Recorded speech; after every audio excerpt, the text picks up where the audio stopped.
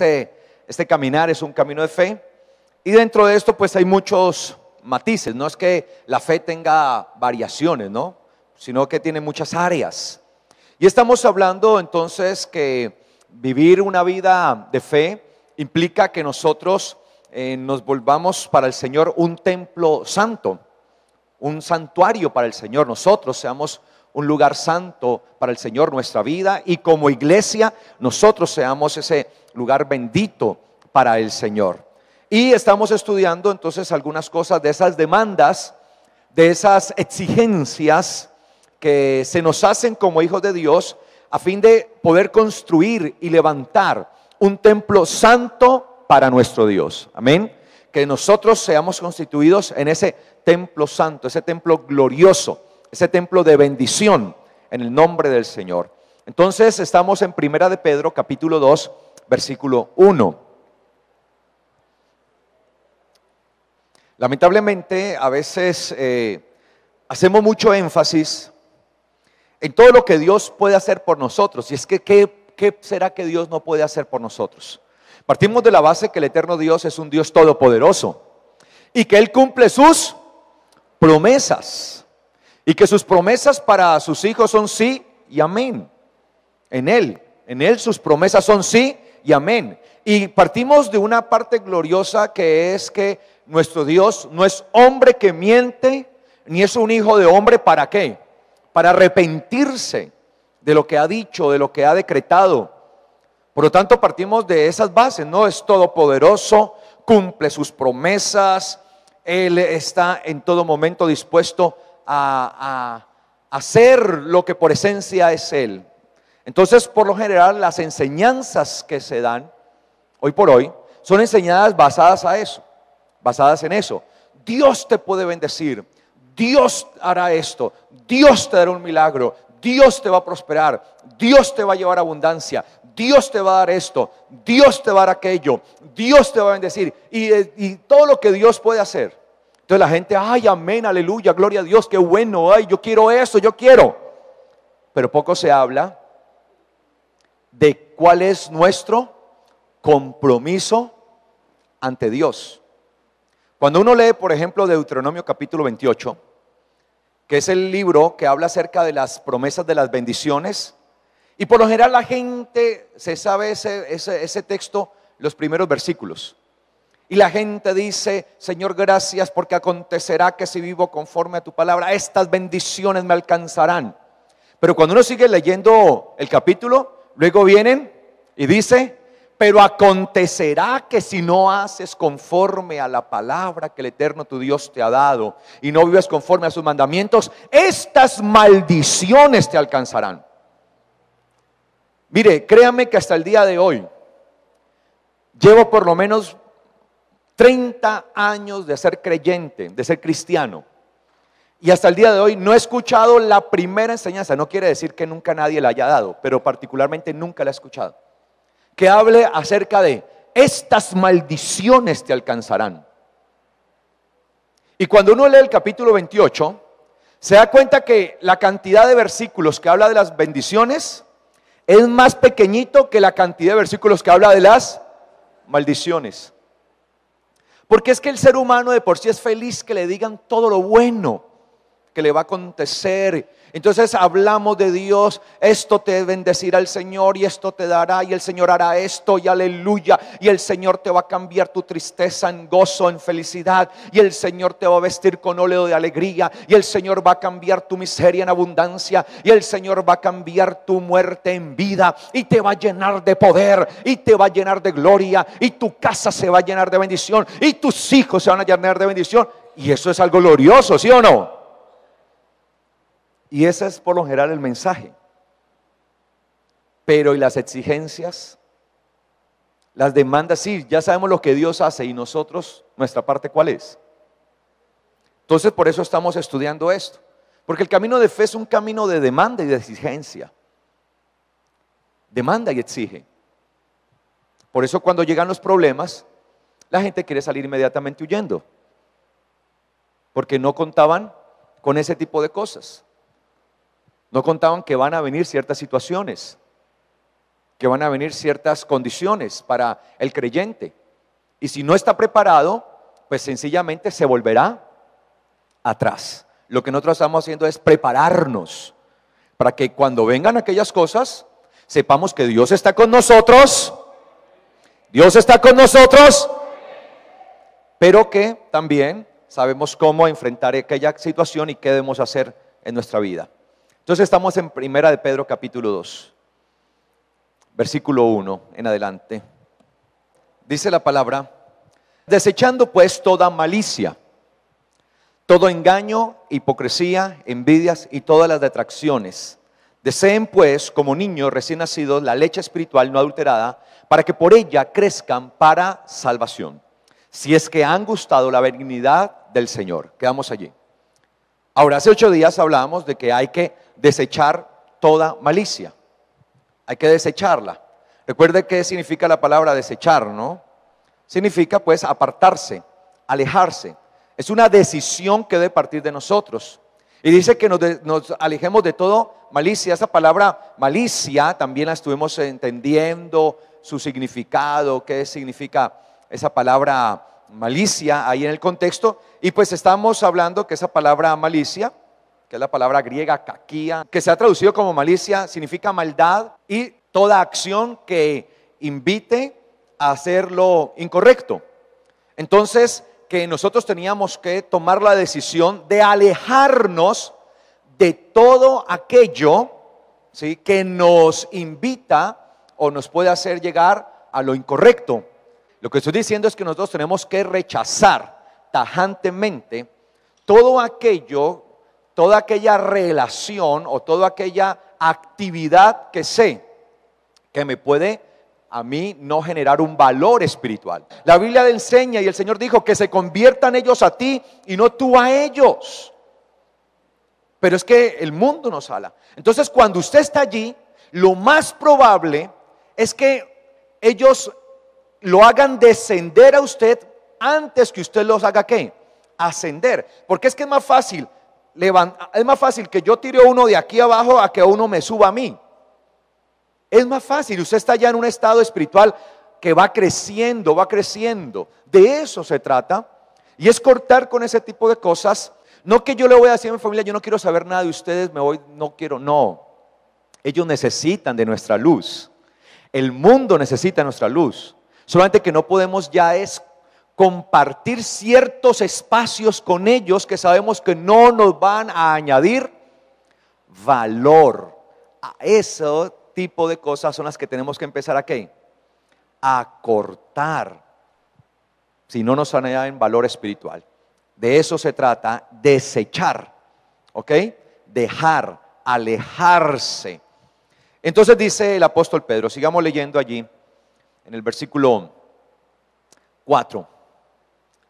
Acercándose a él piedra viva, desechada ciertamente por los hombres, mas para Dios escogida y ¿qué? Y preciosa. Ustedes también como piedras vivas sean ¿qué? Edificados como casa espiritual y sacerdocio santo para ofrecer sacrificios espirituales aceptables a Dios por medio de ¿quién? De Jesucristo. Por lo cual también contiene la escritura esto que dice: he aquí yo pongo en Sión la piedra del ángulo escogida, preciosa, y el que creyere en él no será avergonzado. Para ustedes, pues, los que creen, él es precioso, pero para los que no creen, la piedra que los edificadores desecharon ha venido a ser la piedra principal, o algunas versiones dicen la cabeza del ángulo, y piedra de tropiezo y roca de hacer caer, porque tropiezan en la palabra, siendo desobedientes, para lo cual fueron también ¿qué?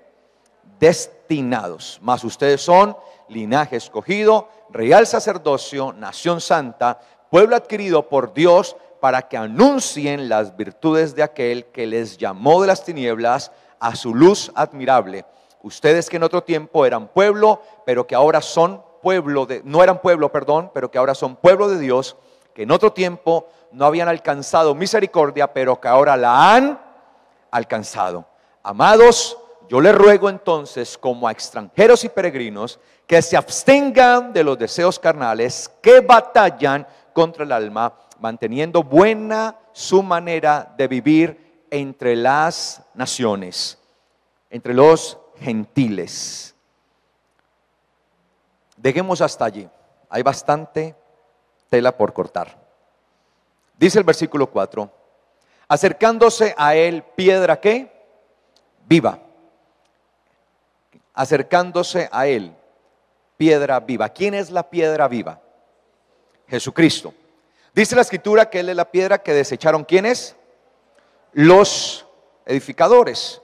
Busquemos un momento el libro de los Salmos, capítulo 118. Dice el versículo 14: mi fortaleza y mi cántico es Yah, y él me ha sido por salvación. Yah es una contracción del nombre de Dios, Yahweh. Yahweh es una contracción, ¿ok? Del nombre de Dios, para que usted, ¿quién es Yah? En su Biblia, algunas Biblias aparecen Yah, no sé si en su Biblia lo traducen como Yah, ¿ok? ¿Y qué es Yah? Una contracción hebrea. Recuerde que todo esto es del idioma hebreo, es una contracción del nombre Yahweh, o Yahweh, como lo quiera pronunciar, Yahweh. Dice acá, Yah, él es mi cántico, es mi fortaleza, él ha sido mi salvación. Él ha sido mi ¿qué? Mi salvación. Y la palabra salvación es Yeshua, que es el nombre de ¿quién? Del Mesías, Yeshua, traducido o transliterado al español como Jesús. De hecho, si yo hago un juego de palabras entre Yah y Yeshua, entonces me queda Yehoshua, que significa el Señor es la salvación. Yehoshua, que es uno de los posibles nombres de Jesús o de las derivaciones del nombre. Recuerde que esos son palabras hebreas y hay que ver todas sus radicales. Por eso hablamos de que Jesús se llamaba Yeshua, o también podía llamarse Yehoshua, ¿ok? El Señor salva. O sea, el eterno Dios, Yah, que es el nombre de él, Yahweh, ¿sí? Salva, es la salvación. ¿A través de quién? De él, del Mesías, de su Hijo, para que usted entendamos. Entonces dice, él ha sido mi salvación. Voz de júbilo y de salvación hay en las tiendas, en las casas de los justos. ¿Qué hay en las casas de los justos? Voz de júbilo, de salvación, de alegría, de gozo. Pero en la casa de ¿quiénes? De los justos. ¿Quiénes son los justos?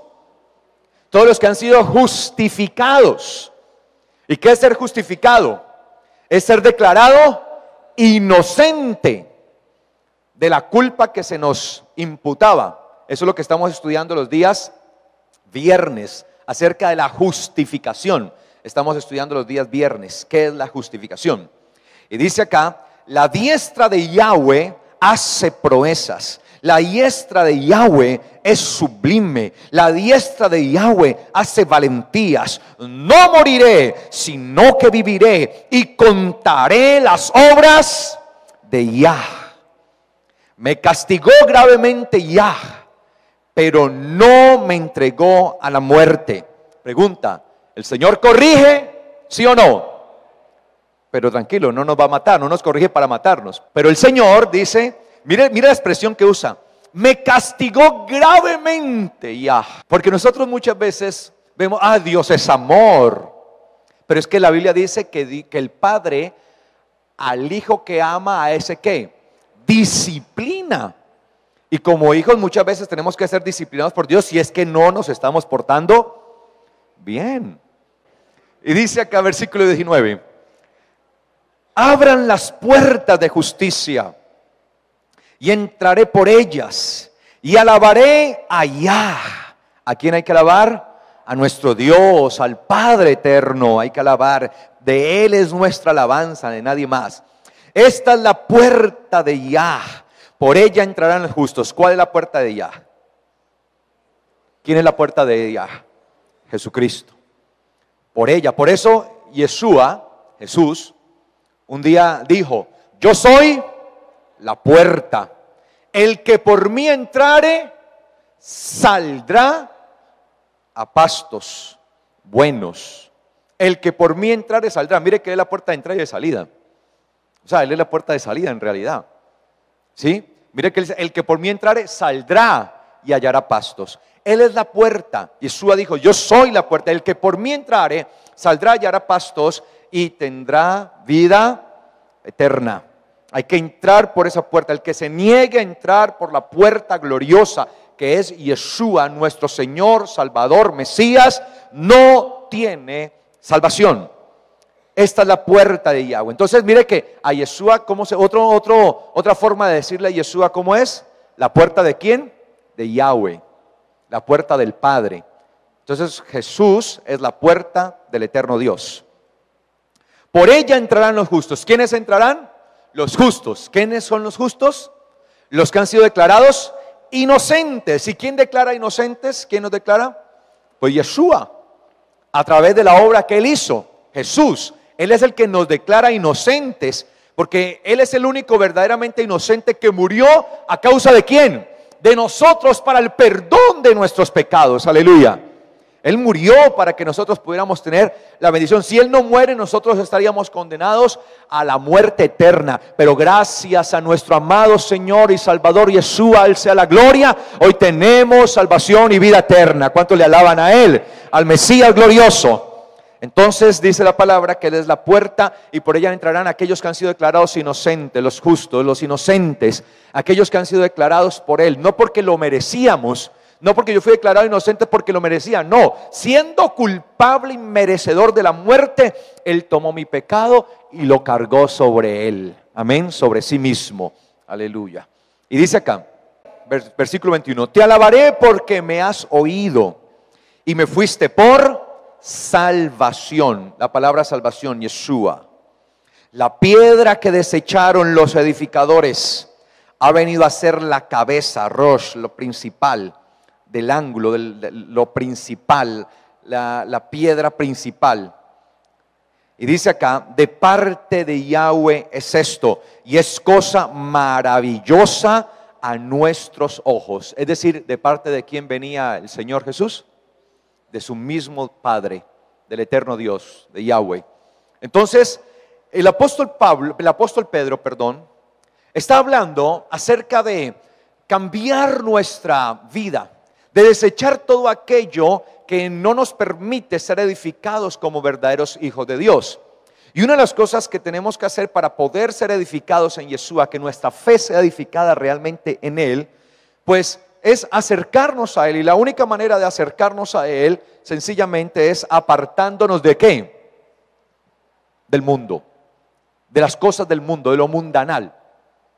Para nosotros acercarnos a Yeshua y entrar por Él, cada día tenemos que apartarnos del mundo, de las cosas de este mundo, de lo carnal. Nadie podrá entrar a través de Yeshua si no se ha apartado y no ha dejado el mundo. Por eso la Biblia enseña y dice, si alguno es amigo del mundo, se constituye enemigo de Dios. Mire cómo lo pone. O sea, no soy yo el exagerado, que dice, es que el pastor también exagera, pero es que uno puede tirar su canita al aire de vez en cuando y estar por allí y uno pues, darse unos gusticos, darle cierto gustico a los placeres, ¿no? Todo esto. No. Queremos entrar. La vida que el Señor nos llama es una vida de santidad, de total entrega al eterno Dios. Entonces dice acá, acérquense. Esta palabra acercarse me gusta mucho, porque en realidad en la palabra griega que aparece allí, que se ha traducido a acérquense, que es la palabra griega prosehormai, significa literalmente abordar. Era la orden que se daba cuando la gente iba a abordar los barcos. ¿Sí? Prosehormai se decía cuando estaban los barcos ahí atracados ahí en los muelles. Cuando digo atracados no era que los estaban robando, ¿no? Estaban ahí pues parqueados, que se dice atracados, ¿no? ¿Sí? Parqueados, para que me entiendan. Se daba esa palabra. Inmediatamente comenzaba allí, el hombre empezaba, aborden, acérquense, o sea, entren al barco, abórdenlo Y el apóstol Pedro usa esa palabra. Esa palabra me gusta porque nos invita a abordar. Es como un viaje el que se nos invita. Por eso me llama mucho la atención esta palabra. Cuando uno lo lee en español, acérquense. Bueno, me acerco a Dios. Pero ¿qué es eso, acercarme? Pero cuando uno lee la Biblia en sus palabras originales que fue escrita, sea hebreo o griego, entonces uno puede elaborar mucho mejor la idea. Y cómo el apóstol Pedro usa esa palabra, la expresión que utilizaban los hombres que daban la partida de los barcos, que le decían a la gente: entren, aborden el barco que va a zarpar, va a salir el barco. Entonces la gente apenas escuchaba prosehormai, apenas escuchaban esa palabra, la gente inmediatamente salía a correr porque sabían que tenían que entrar al barco, porque el barco iba a ¿qué? A partir, iba a salir. Y esa es la expresión que usa el apóstol Pedro. Y él dice: prosehormai, acérquense, aborden. Significa abordar literalmente. Aborden. Pero ¿abordar en quién? ¿Abordar a quién? A Él, a Yeshua. Es decir, que se nos invita, como si Él fuera una especie de navío, se nos invita a entrar a Él, porque vamos a partir con Él. Por eso es necesario que nosotros no estemos siendo confundidos por el mundo, siendo engañados por el mundo, porque nos vamos a descuidar. Si una persona había comprado su boleto de barco para zarpar, porque recuerde que esto de las embarcaciones es muy antiguo, ¿no? Y Grecia se caracterizaba, todo el imperio grecorromano se caracterizaba por esto, ¿no? Se habían desarrollado mucho en los navíos y la gente viajaba de un lado a otro a través de estos navíos. Entonces, cuando la gente había comprado su pase, su puesto allí, tenía que estar atento al llamado, porque si por algún motivo se iba por allá a caminar, ahí a vitrinear, pues permítame pues usar esa palabra tan moderna, se iba por allí y empezaba y entraba. Disculpen pues que utilice estos ejemplos así, entraba a un cafecito por allí, entraba a un negocio y se ponía a charlar y empezaba allí: estoy por acá como viendo esto. Lo más probable es que cuando se diga prosehormai, cuando daban la orden, lo más probable era que no iba a escuchar. Aborden, prosehormai, aborden. No iba a escuchar. Y cuando no escuchaban, pues zarpaba el barco y ya no había nada que hacer. El barco no se iba a devolver. O sea, no iban a hacer nunca devolver un barco. No, se nos quedó una persona. Después de que los barcos zarpaban, ya la persona no tenía nada que hacer. Es como en la actualidad, como cuando uno va a tomar, por ejemplo, un avión. Si usted el avión lo deja, usted llega allí, el último, eso hacen llamados, fulano de tal, y usted no llega.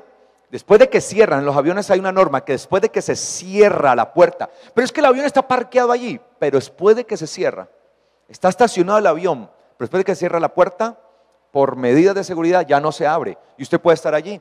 Ya le tocará irse en otro o mirar a ver cómo llega a su lugar de destino. Uno no puede, no lo van a hacer devolver un avión por uno que se quedó. Y Él es el barco, Él es la embarcación, Él es la puerta.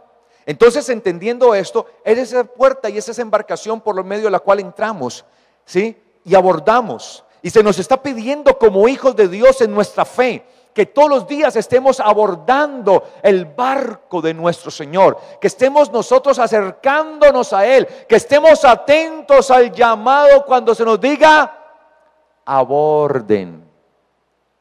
Aborden, entren, acérquense, que no nos vamos a encontrar muy distantes, que en el momento que hagan el llamado de abordar, no nos encontremos muy lejos, de tal manera que no escuchemos y nos distraigamos con las cosas de este mundo. Y la voz, yo puedo decirles que la voz de abordar el barco hoy está mucho más audible que cualquier otro tiempo. Hoy se está escuchando audiblemente: aborden, porque pronto está el día del Señor, cercano está el día del Señor. y los únicos que partirán con él serán los que estén ¿dónde? A bordo, los que hayan entrado. No sea que arranque el barco y uno se quedó en el muelle. ¡Ay! Me dejaron. No, no lo dejaron, se quedó. Sí, uno tiende a decir, ¡ay, me dejaron! No, no lo dejaron, se quedó. ¿Cuántos quieren partir con el Señor? Pero para partir hay que estar a bordo. Acérquense a él, dice Pedro, piedra viva. Piedra viva. La palabra piedra en hebreo es la palabra even. Es la palabra even en hebreo. Recuerde que el apóstol Pablo está citando lo que dice el Salmo 118. Pero la característica de esa piedra, de la piedra even, o sea, la palabra even que aparece allí, es igual o es sinónima de la palabra piedra que aparece allí en griego, que es la palabra litzos. Litzos. Even y litzos. ¿Qué es even?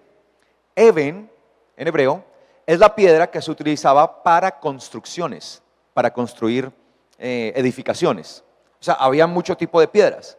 No todas las piedras servían para construir edificaciones. Entonces habían piedras que ellos iban a ciertas canteras y extraían, que eran las piedras que se usaban para esto. De hecho, la palabra litzos que utiliza el apóstol Pedro también es la misma palabra piedra, que es la piedra que se utiliza literalmente para construcción.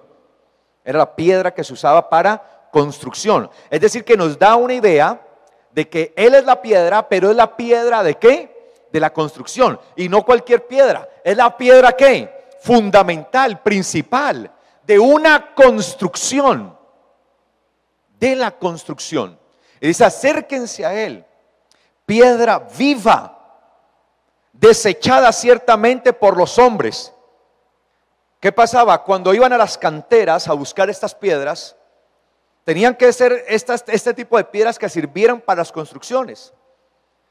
Pero resulta que a veces por la ignorancia, por el no conocimiento, podían dejar a un lado aquellas piedras que servían.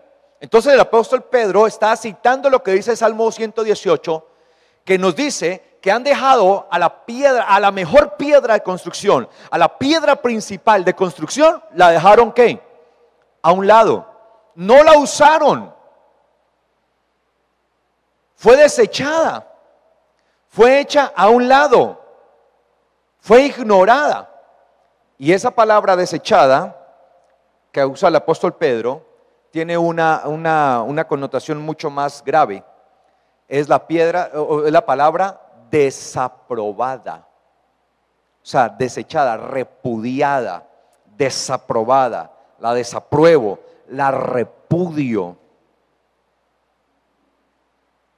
Y nosotros no estamos llamados a esto, a desaprobar a Yeshua. Dice acá, desechada ciertamente por los hombres, mas para Dios ha sido ¿qué? Escogida. Mas para Dios ha sido ¿qué? Escogida. Y la palabra escogida que aparece allí es la palabra base de la palabra iglesia en griego. La palabra iglesia en griego que se usa, la palabra iglesia que siempre se traduce como iglesia, es la palabra eclesía. Y esta palabra escogida es la palabra ekletos, que es la palabra base de la palabra eclesía. Es decir, que Yeshua es ¿qué? La base ¿de quién? De la iglesia. Todo esto es un juego de palabras que nos dan la idea de entender quién es Él. Es decir, Yeshua es la piedra escogida, Él es la base, la piedra gloriosa de la construcción, pero no de cualquier construcción, sino de la iglesia, de la escogida, de la amada, de la eclesia. ¿Sí? Entonces Él es la piedra que es la base fundamental sobre la cual se edifica ¿quién? La iglesia. Nosotros estamos siendo edificados en la piedra, en el pilar fundamental, y ese pilar es Jesucristo. La pregunta es, ¿estás tú edificando tu vida sobre Jesucristo? ¿Sí lo estamos haciendo o no? Tenemos que hacerlo día a día. Hay que trabajar. En una construcción es continua. No se trata de poner 1, 2, 3 ladrillos. 2, 3 ladrillos no son una casa. Para construir una hermosa habitación, para yo poder construir una casa, eso demanda tiempo. Y todos los días hay que empezar, hay que trabajar. Y el día de hoy se empiezan a poner algunas cosas, algunas bases, y empiezan algunos ladrillos, pero no se termina una casa de la noche a la mañana. Hay que estarla ¿qué? Construyendo, trabajando, edificando. Y aquí no estamos construyendo cualquier casa, estamos construyendo la casa del eterno Dios, que somos todos nosotros. Un templo para la gloria de Dios, un templo apartado y santo para Él, del cual nosotros somos parte, donde Él es la piedra del ángulo, la piedra principal. Y dice que es escogida, es seleccionada. Aquella piedra, muy valiosa, preciosa, dice que es escogida y preciosa, es decir, muy valiosa, muy valiosa. Y dice, y ustedes también como piedras vivas. Mire, entonces se nos dice que el Señor es la piedra viva, pero que nosotros también estamos llamados a ser ¿qué? Piedras vivas, no muertas. Piedras vivas, conforme es Él. Dice acá, piedras vivas, sean edificados. ¿Sean qué? Edificados. Nosotros estamos llamados a ser edificados. La palabra que utilizó el apóstol Pedro allí, sean edificados, es la palabra griega oikodomeo. Y esa palabra griega significa ser constructor de la casa, ser el constructor. Y recuerde que como hijos de Dios, en la palabra hijos en hebreo es la palabra ¿qué? Ben. En hebreo, ben. ¿Y qué significa qué? Constructor. Constructor. Constructor. Que viene la palabra baná hebrea, que significa construir. Baná. Entonces, nosotros estamos llamados a ser edificados en Él, en el Señor. Pero somos nosotros encargados de ser los constructores. A veces decimos, Señor, construye la casa. No, la casa la construimos nosotros. La casa la construimos nosotros. Día a día, momento a momento, nosotros somos los constructores. Es nuestra responsabilidad. Y dice que nosotros debemos construir la casa, pero no como cualquier casa, sino como una morada espiritual. ¿Una morada qué? Espiritual. Es decir, que es lo opuesto a carnal. La palabra espiritual, que aparece allí, la palabra neumáticos, que significa no carnal. Es lo contrario. Es lo contrario. Nosotros tenemos que cada día, cuando nosotros decimos que somos espirituales, es porque le damos mayor énfasis a vivir en el Señor y conforme a su palabra, y a darle mayor énfasis a vivir conforme a ¿qué? A nuestros placeres, conforme a nuestra carne. No estamos llamados a eso. No quiere decir que usted tenga que vivir una vida metido en una cueva como ermitaño. No, disfrute la vida. De hecho, cuando uno es un hijo de Dios, verdaderamente, más provecho se le saca a la vida. Más se disfruta. Más se disfruta. Uno disfruta de la vida. La vida es para disfrutarla, ¿o no? Sí. Pero no del disfrute que habla el mundo. Hay que disfrutarla de otras maneras, conforme a la palabra. Y cuando uno vive conforme a la palabra, le saca a uno gusto. Yo le saco a gusto con mi esposa, con mi hija. El Señor me ha permitido vivir momentos tan hermosos, placenteros, de alegría, de ir y estar. Sí, no hay oposición a eso. Usted puede salir. De hecho, cuando usted vive en el Señor, antes se programa mejor, porque presupuesta mejor. Cuando vivía en el mundo, antes la gastaba toda allá y no se daba cuenta, estaba endeudado a toda hora. Y dice aquí, sean edificados como una casa espiritual. Es decir, que lo espiritual debe estar por encima de ¿qué? De lo carnal. Lo espiritual por encima. Y sacerdocio santo. Nosotros estamos llamados a hacer ¿un qué? Un sacerdocio santo. De por sí la palabra sacerdocio ya implica un apartamiento para algo, ser apartados para algo. Por ejemplo, en el caso antiguo, toda la tribu de Leví había sido apartada del pueblo de Israel, que estaba compuesto por las 12 tribus, había sido apartada la tribu de Leví. Y había sido apartada ¿para qué? Para el sacerdocio. Y ellos se debían dedicar solamente a ellos. Y lo más hermoso, a eso. Y lo más hermoso es que Dios le dice a la tribu de Leví: todas las demás tribus tendrán herencia, tendrán heredad. Y la heredad de las demás tribus era con respecto a las tierras que ellos podían ¿qué? Sembrar. Porque la herencia era dada en términos de las tierras de las cuales podían sacar provecho económico. Esa era la herencia de todas las tribus. Pero a Leví le dice, a la tribu de Leví, Dios le dice: y como ustedes serán mis sacerdotes, yo seré su herencia. Imagínense, la herencia de Leví. Algunos dicen: ay, pobrecitos los levitas, no tenían herencia, qué pesar. La herencia de ellos era directamente el eterno Dios. Desde ahí ya había un reflejo, un prototipo de lo que la iglesia debía entender. Y lo que debemos entender: nuestra herencia no está en este mundo. Nuestra herencia está ¿en quién? En Dios. La herencia no son las cosas de este mundo. Ahora, ¿tenían los levitas posesiones de tierra? Sí, en las cuales vivían, pero no podían trabajarlas ellos. O sea, ellos tenían un territorio, porque ¿dónde iban a vivir? Una vez yo escuché a alguien que decía: no, es que los levitas vivían en el templo. Pues, pero eran miles de levitas. Era toda una tribu. Miles. No. El templo era donde servían. De hecho, se turnaban. Semanalmente se turnaban de acuerdo a las casas sacerdotales. Y de acuerdo al turno que les tocaran, se turnaban para servir. Y cuando no les tocaba servir, dice la Biblia que ellos iban a sus casas. Es decir, sí tenían posesión de tierra, pero la tenían era para vivir, no para ¿qué? Usufructuarla, no para sacar ganancia de ella, no para sembrarla. ¿Por qué? Porque por estarla sembrando o por estarla trabajando podían descuidar ¿qué? El sacerdocio para lo que habían sido llamados. Entonces el Señor le dice: no, yo seré la herencia de ustedes, yo seré el sustento de ustedes, yo seré su herencia. Ustedes van a tener allí sus posesiones donde van a vivir, pero yo seré su herencia, porque ustedes serán para mí exclusivamente. Los he separado para mí, serán mi sacerdocio. Yo estaré con ustedes y yo seré su herencia. Y como sacerdocio espiritual, nosotros que hemos sido llamados a ser sacerdotes de Dios, el Señor nos ha escogido y nuestra herencia no es este mundo. La herencia de los hijos de Dios está en el eterno Dios. Él es nuestra herencia.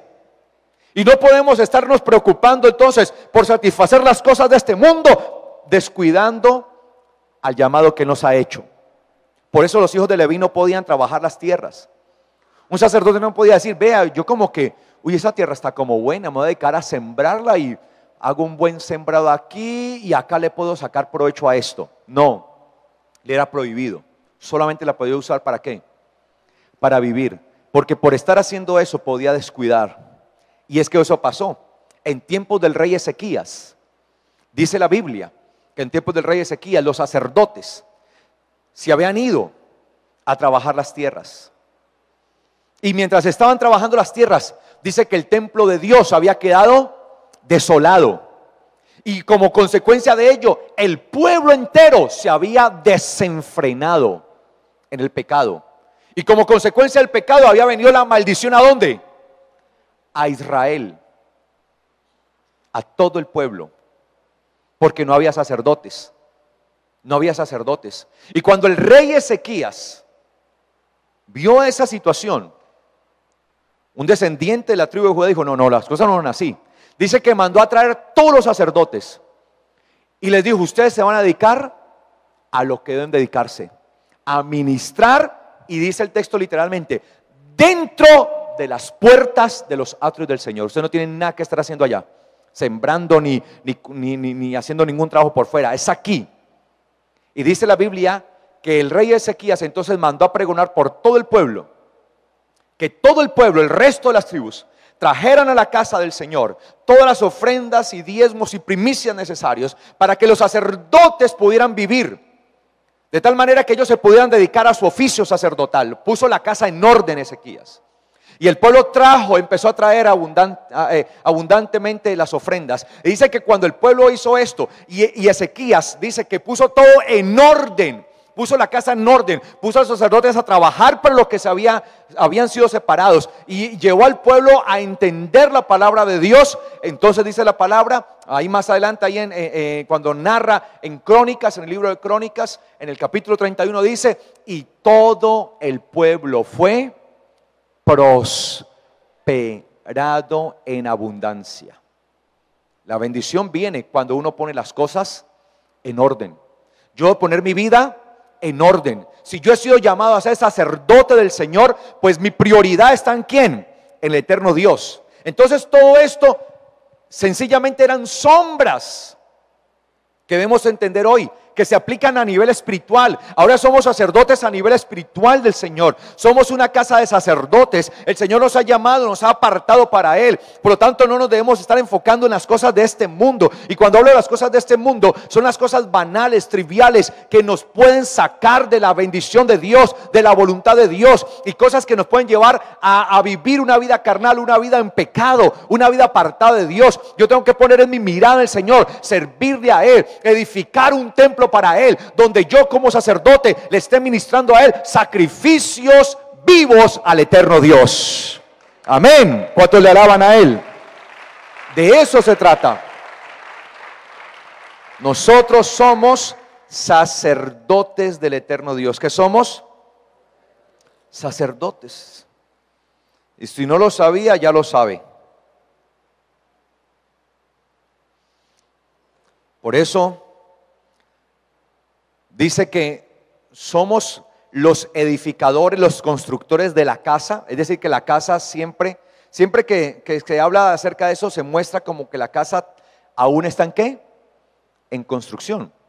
¿Hasta cuándo va a estar en construcción la casa? Hasta que el Señor venga. O sea, ¿cuándo vendrá el Señor? Cuando su casa esté plenamente construida. Hasta que entre la plenitud de los gentiles, como dice la palabra. Hasta que entre aquel último que ha de ser salvo.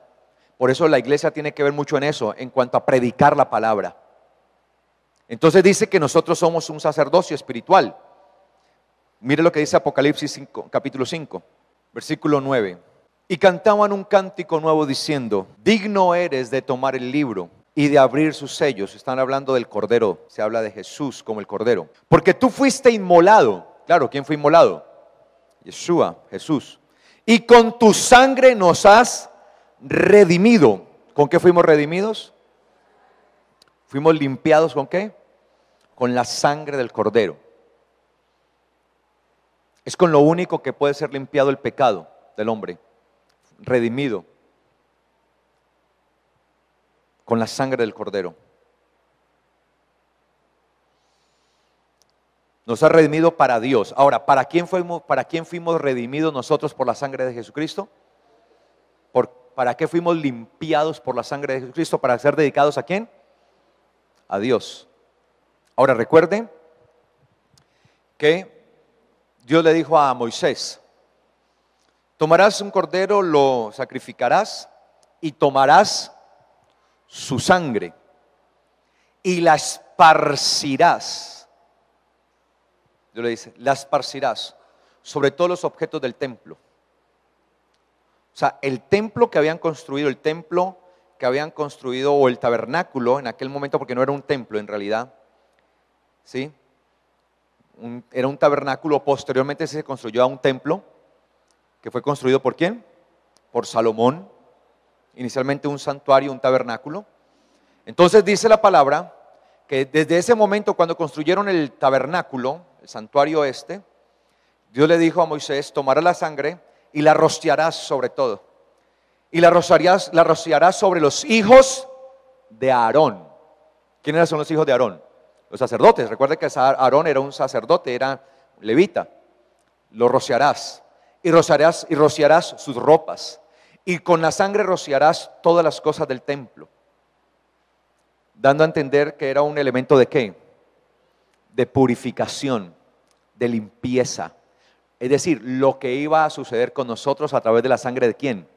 De Jesucristo derramada.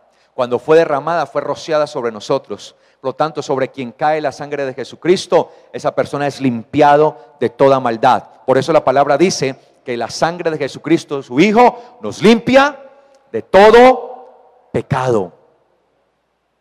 De todo pecado. Entonces dice acá, nos ha redimido para Dios. Para Dios. Somos exclusivos. Entonces cuando se depositaba la sangre, cuando Moisés lanzaba la sangre sobre eso, estaba diciendo que esos objetos y todos los sacerdotes eran ahora ¿qué? ¿Exclusivos de quién? De Dios. Y la sangre de Jesucristo sobre nosotros, por lo tanto somos exclusivos de quién? De Dios. Le pertenecemos a Él. Por eso dice la palabra también dice que fuimos comprados por precio de sangre, a precio de sangre. Es la transacción más costosa que ha habido en el universo. Costó la sangre de Jesucristo. Y dice aquí, nos ha redimido para Dios. ¿Y de qué? Ahora, ¿a quién dice allí Juan, el apóstol, está viendo una gran visión y ve una gran multitud que dice que Dios nos ha redimido a través de Jesucristo de todo ¿qué? Linaje, lengua, pueblo y nación, es decir, de todas partes. Y de todo eso dice, nos has hecho, Yeshua nos hizo. ¿Para qué se hace la casa? La casa se edifica ¿para qué? Nos has hecho para nuestro Dios. La casa se edifica para que nosotros, para Dios, para que nosotros lleguemos a ser un ¿qué? Un reino. No reyes, sino reino de sacerdotes. Es decir, una dedicación, un linaje de sacerdotes, un pueblo de sacerdotes. Algunos dicen, no es que Dios nos ha hecho reyes y sacerdotes. No, Dios nos ha hecho reyes y sacerdotes. Dios nos ha hecho es un reino de sacerdotes. Ojo con eso, que es diferente. Es que nosotros somos reyes y sacerdotes. No. Y por eso hoy muchos hablan de vivir como reyes. Es que el Hijo de Dios tiene que vivir como un rey. Tenemos que vivir como ¿qué? Sacerdotes. Yo he escuchado varias predicaciones. No es que los hijos de Dios deben vivir como reyes. ¿Cómo viven los reyes? Tienen lujos. Por eso usted tiene que comprarse el carro último modelo, dicen algunos. Usted tiene que vivir en una mansión porque usted tiene que vivir como un rey, porque Dios nos ha hecho reyes. La Biblia dice que ha hecho de nosotros es un pueblo, es lo que quiere decir, un reino. ¿Pero de qué? De sacerdotes. Es decir, la tribu de Leví era un reino. ¿De qué? De sacerdotes. Y si en su Biblia está traducido reyes y sacerdotes, corrija allí. No sé cuál sea la versión de su Biblia, pero en griego no dice reyes y sacerdotes, sino reino de sacerdotes. Reino de sacerdotes. Ok, entonces, ahora no es que su Biblia la va a coger y la va a echar al fuego, no. Es una traducción, son susceptibles a estos errores que no se hacen de mala fe, ¿no? El problema es cuando nos cogemos de esos testigos y ya un reino de sacerdotes. Dice sacerdotes al servicio del rey, es otra forma de traducirla correctamente. En esta versión, que me gusta esa versión, dice, nos ha hecho sacerdotes al servicio del rey. Él es el rey, no nosotros. Él. Amén. Amén. Él es el rey. Entonces dice, nos ha hecho un reino, es decir, nosotros debemos cumplir esa función sacerdotal, ¿sí? Y como sacerdotes es que estaremos sobre esta tierra. O sea, nuestro reinado con Jesucristo no será un reinado de reyes, sino ¿de qué? De sacerdotes. ¿Quiénes serán los sacerdotes del Señor cuando Él regrese? Nosotros. Por eso Él será nuestra heredad, siempre. Él será nuestra casa, Él será nuestra gloria, Él será nuestro fundamento siempre. En Él estamos siendo construidos. Reinaremos con Él, pero como sacerdotes. Un reino de sacerdotes para el Rey. ¿Cuántos quieren ser sacerdotes del Rey? Y eran escogidos para eso. Dios dijo eso, escogido la tribu de Leví para esto. Y serán mis sacerdotes. Y dice, a ellos, ahora lo más tremendo dice, a ellos les hablaré. Y del reino de sacerdotes era que salían ¿quiénes? Los profetas. Porque por ejemplo, Moisés fue ¿qué? Profeta, él era levita. Todos los profetas, mire y verá, todos los profetas eran levitas. Por eso hay un error, decir que Daniel era un profeta. En ninguna parte de la Biblia dice que Daniel era un profeta. Ni Daniel nunca fue reconocido como un profeta, porque él era de la tribu de Judá. Por eso usted ve que Daniel gobernó, porque venía de una estirpe de ¿qué? De gobernantes, de reyes, que era la tribu de ¿qué? De Judá. Y él fue puesto a gobernar provincias en Babilonia. Él no fue profeta, porque como profeta no podía gobernar. Porque los profetas se tenían que dedicar a su oficio ministerial sacerdotal. ¿Ok? Y por eso uno ve la autoridad de los profetas y de los sacerdotes. Tanto que un ministro del Señor, un levita, llegó ante David, Natán, y le habló, le dijo, tú has pecado ante Dios. Y lo reprendió y lo exhortó tremendamente, que no le quedó otra al rey que tirarse al piso y decir, ten piedad de mí, oh Dios, conforme a tu misericordia, y quebrantarse. Porque fue el profeta, el ministro de Dios, el sacerdote de Dios allí, que le mostró las cosas, le señaló. Esa es la función de un sacerdote: exhortar, llevar al mundo, mostrarle al mundo su pecado para que puedan arrepentirse. Eso fue lo que hizo el sacerdote, el profeta Natán, ante David, que era ¿quién? El rey de la tribu de Judá, era él. Y él lo exhortó, y David no le tocó otra, y el Señor mandó a hablarle allí a través del profeta. Le dijo, bueno, ¿qué castigo quiere? Hasta le mandó a preguntar qué castigo quería. Y ahí le puso, el Señor le manda a decir qué castigo quiera. Aquí, así son las cosas. ¿Quiere caer en la ira de sus enemigos? ¿Morir a espada por ellos? ¿O quiere caer en las manos de Dios? Y David dijo, prefiero caer en las manos de Dios antes que de mis enemigos, porque al fin Él es Dios misericordioso. Amén. Pero el profeta le demandó. Por eso nosotros como sacerdotes, parte de nuestro trabajo es ¿qué? Predicar, llevarle a la gente la palabra, exhortarle, con amor obviamente, pero también con la autoridad que Dios nos ha dado. Dios te ha dado autoridad para hablar, no tengas temor. No tengas temor predicar, porque tú eres sacerdote de Dios. ¿Qué tal el profeta Natán? Uno de los ministros del Señor, de la tribu de Leví, de los escogidos para el sacerdocio, que el Señor le dice, vaya, hable ante el rey. No me da miedo, ¿qué tal que me mate? ¿Qué tal que se enoje?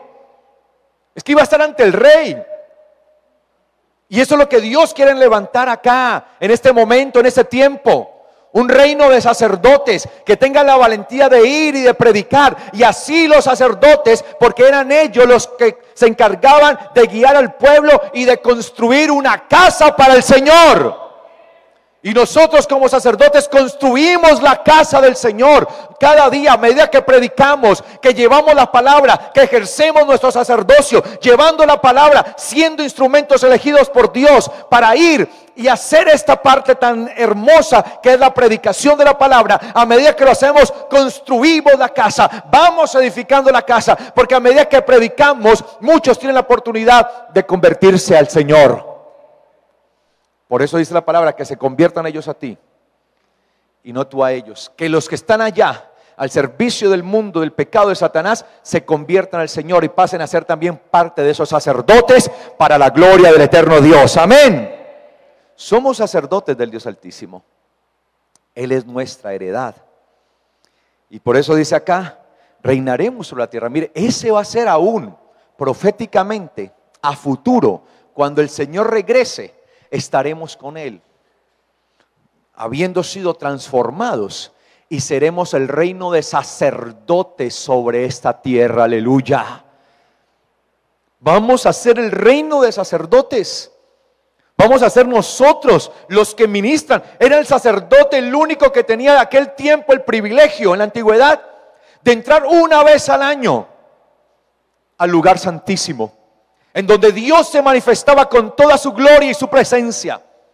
Era el eterno Dios quien le hablaba a sus hombres, a sus ministros, a sus profetas, como le habló a Moisés, cara a cara, dice la palabra. A ningún otro profeta le habló cara a cara, le dice el eterno Dios, como a Moisés. Y él le hablaba, y dice que la palabra de Dios venía a los profetas y les hablaba. La palabra de Dios venía a los sacerdotes y les hablaba. Ellos eran los que se encargaban de instruir al pueblo, de guiarlo, de llevarlos a la verdad. Ese era el trabajo de ellos. Y en eso es que se construye la iglesia, hasta la verdadera fe. Hacer que en aquel en quien no hemos creído nosotros y nos hemos aferrado, muchos también se aferran y dejen a sus ídolos.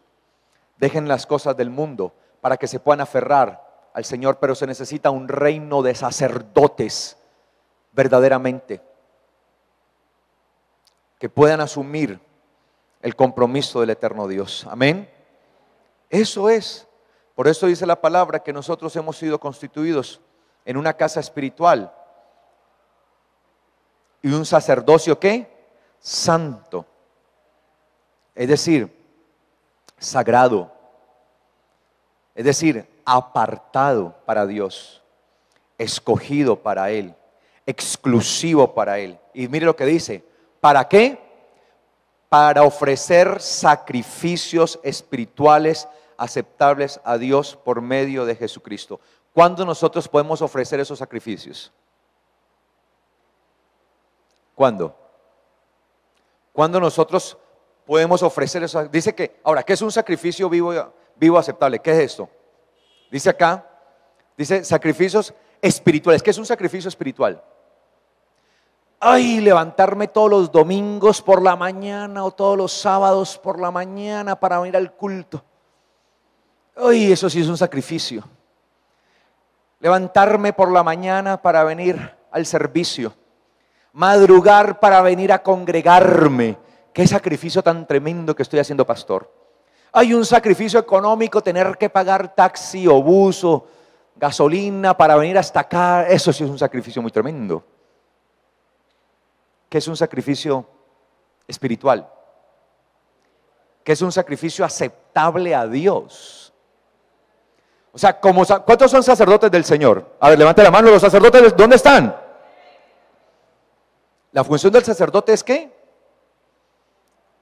Ofrecer sacrificios espirituales aceptables a Dios. ¿Usted es sacerdote? ¿Conoce bien lo que le toca que hacer? ¿Sabe bien su función? ¿Qué significa eso? Bueno, eso lo vamos a ver dentro de 8 días. En el nombre del Señor. Colóquese de pies, por favor. Somos llamados a ser sacerdotes del Dios Altísimo. Padre, te damos gracias, eterno Dios. Porque tú nos estás llamando, ya escuchamos el llamado que dice, aborden, aborden, aborden. Gracias, Padre, por ese llamado. Queremos abordar, queremos acercarnos al trono de la gracia. Queremos acercarnos a Jesucristo, nuestro Señor. Abordarnos en Él, a estar en Él, entrar en Él.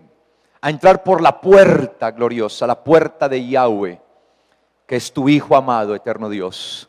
Queremos abordar aquel barco que nos llevará a un puerto seguro, porque solamente estaremos seguros en Jesucristo. Dígale, Padre, yo quiero ser un sacerdote.